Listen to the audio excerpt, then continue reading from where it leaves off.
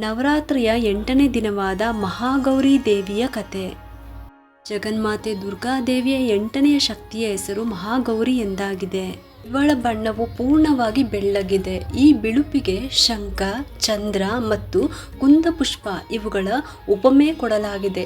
ಇವಳ ವಯಸ್ಸು 8 ವರ್ಷದವಳೆಂದು ತಿಳಿಯಲಾಗಿದೆ. ಅಷ್ಟವರ್ಷ ಭವೇತ್ ಗೌರಿ. ಇವಳ ಎಲ್ಲಾ ವಸ್ತ್ರ ಹಾಗೂ ಆಭೂಷಣಗಳು ಬಿಳಿಯದಾಗಿದೆ. ಇವಳಿಗೆ 4 ಭುಜಗಳಿದ್ದು ವಾಹನ ವೃಷಭವಾಗಿದೆ. ಆ ವೃಷಭವು ಬೆಳ್ಳಗಿದೆ. ಇವಳ ಮೇಲಿನ ಬಲಗೈಯಲ್ಲಿ ಅಭಯ ಮುದ್ರೆ ಮತ್ತೆ ಕೆಳಗಿನ ಬಲಗೈಯಲ್ಲಿ ತ್ರಿಶೂಲವಿದೆ. ಮೇಲಿನ ಎಡಗೈಯಲ್ಲಿ ಡಮರು ಹಾಗೂ ಕೆಳಗಿನ ಎಡಗೈಯಲ್ಲಿ ವರದ ಮುದ್ರೆ ಇದೆ. ಇವಳ ಮುದ್ರೆ ಅತ್ಯಂತ ಶಾಂತವಾಗಿದೆ. ತನ್ನ ಪಾರ್ವತಿ ರೂಪದಲ್ಲಿ ಇವಳು ಭಗವಾನ್ ಶಿವನನ್ನು ಪತಿಯಾಗಿ ಪಡೆಯಲು ಭಾರಿ ಕಠೋರ ತಪಸ್ಸು ಮಾಡಿದ್ದಾಳೆ. ನಾನು ವರದನಾದ ಶಂಭುವಲ್ಲದೆ ಬೇರೆ ಯಾವುದೇ ದೇವತೆಯನ್ನು ವರಿಸುವುದಿಲ್ಲ ಎಂಬ ಪ್ರತಿಜ್ಞೆ ಮಾಡಿದ್ದಳು. ಗೋಸ್ವಾಮಿ ತುಳಸಿದಾಸರು ಹೇಳಿರುವರು, ಅವಳು ಭಗವಾನ್ ಶಿವನನ್ನು ವರಿಸುವುದಕ್ಕಾಗಿ ಕಠೋರ ಸಂಕಲ್ಪ ಮಾಡಿದ್ದಳು. ಈ ಕಠೋರ ತಪಸ್ಸಿನ ಕಾರಣ ಇವಳ ಶರೀರವು ಸಂಪೂರ್ಣವಾಗಿ ಕಪ್ಪಾಗಿತ್ತು.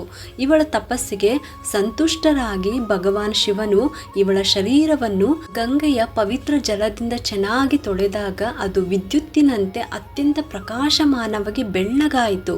ಆಗಿನಿಂದ ಅವಳ ಹೆಸರು ಗೌರಿ ಎಂದಾಯಿತು. ನವರಾತ್ರಿಯ 8ನೇ ದಿನ ಮಹಾಗೌರಿಯ ಉಪಾಸನೆಯ ವಿಧಿ ಇದೆ. ಇವಳ ಶಕ್ತಿಯು ಅಮೋಘ ಹಾಗೂ ಸತ್ಯ ಫಲದಾಯಿನಿಯಾಗಿದೆ.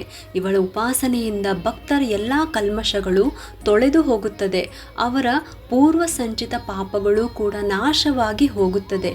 ಭವಿಷ್ಯದಲ್ಲಿ ಪಾಪ, ಸಂತಾಪ, ದೈನ್ಯ, ದುಃಖ ಅವರ ಬಳಿಗೆ ಎಂದೂ ಬರುವುದಿಲ್ಲ. ಅವರು ಎಲ್ಲ ಪ್ರಕಾರದಿಂದ ಪವಿತ್ರ ಮತ್ತು ಅಕ್ಷಯ ಪುಣ್ಯಗಳ ಅಧಿಕಾರಿಯಾಗುತ್ತಾರೆ. ಜಗಜ್ಜನನಿಯ ಧ್ಯಾನ ಸ್ಮರಣೆ, ಪೂಜೆ, ಆರಾಧನೆಯು ಭಕ್ತರಿಗಾಗಿ ಎಲ್ಲ ವಿಧದಿಂದ ಶ್ರೇಯಸ್ಕರವಾಗಿದೆ. ನಾವು ಯಾವಾಗಲೂ ಇವಳ ಧ್ಯಾನ ಮಾಡಬೇಕು. ಇವಳ ಕೃಪೆಯಿಂದ ಅಲೌಕಿಕ ಸಿದ್ಧಿಗಳು ಪ್ರಾಪ್ತವಾಗುತ್ತದೆ. ಮನಸ್ಸನ್ನು ಅನನ್ಯ ಭಾವದಿಂದ ಏಕಾನಿಷ್ಠವಾಗಿಸಿ ಮನುಷ್ಯನು ಸದಾಕಾಲ ಇವಳ ಪಾದಾರವಿಂದಗಳ ಧ್ಯಾನ ಮಾಡಬೇಕು. ಇವಳು ಭಕ್ತರ ಕಷ್ಟಗಳನ್ನು ಖಂಡಿತವಾಗಿ ದೂರ ಮಾಡುತ್ತಾಳೆ. ಇವಳ ಉಪಾಸನೆಯಿಂದ ಆರ್ತ ಭಕ್ತರ ಅಸಂಭವ ಕಾರ್ಯಗಳು ಕೂಡ ನೆರವೇರುತ್ತವೆ. ಆದ್ರಿಂದ ಇವಳ ಚರಣಗಳಲ್ಲಿ ಶರಣಾಗತನಾಗಲು ನಾವು ಎಲ್ಲ ವಿಧದಿಂದ ಪ್ರಯತ್ನಿಸಬೇಕು. ಪುರಾಣಗಳಲ್ಲಿ ಇವಳ ಮಹಿಮೆಯನ್ನು ಅನೇಕ ಆಖ್ಯಾನಗಳು ಹೊಗಳಿವೆ. ಇವಳು ಮನುಷ್ಯರ ವೃತ್ತಿಗಳನ್ನು ಸತ್ಕಡೆಗೆ ಪ್ರೇರೇಪಿಸಿ ಆಸಕ್ತಿನ ನಾಶ ಮಾಡುತ್ತಾಳೆ. ನಾವು ಪ್ರಪತ್ತಿ ಭಾವದಿಂದ ಎಲ್ಲ ಹೊತ್ತಿನಲ್ಲಿ ಇವಳಲ್ಲಿ ಶರಣಾಗತರಾಗಬೇಕು. ಸರ್ವಮಂಗಳ ಮಾಂಗಲ್ಯೆ ಶಿವೆ ಸರ್ವಾರ್ಥ ಸಾಧಿಕೆ ಶರಣ್ಯೆ ತ್ರಯಂಬಕೆ ಗೌರಿ ನಾರಾಯಣೇ ನಮೋಸ್ತುತೆ. ಇಲ್ಲಿಗೆ ನವರಾತ್ರಿಯ 8ನೇ ದಿನವಾದ ಮಹಾಗೌರಿ ದೇವಿಯ ಕಥೆಯು ಸಂಪೂರ್ಣವಾಯಿತು.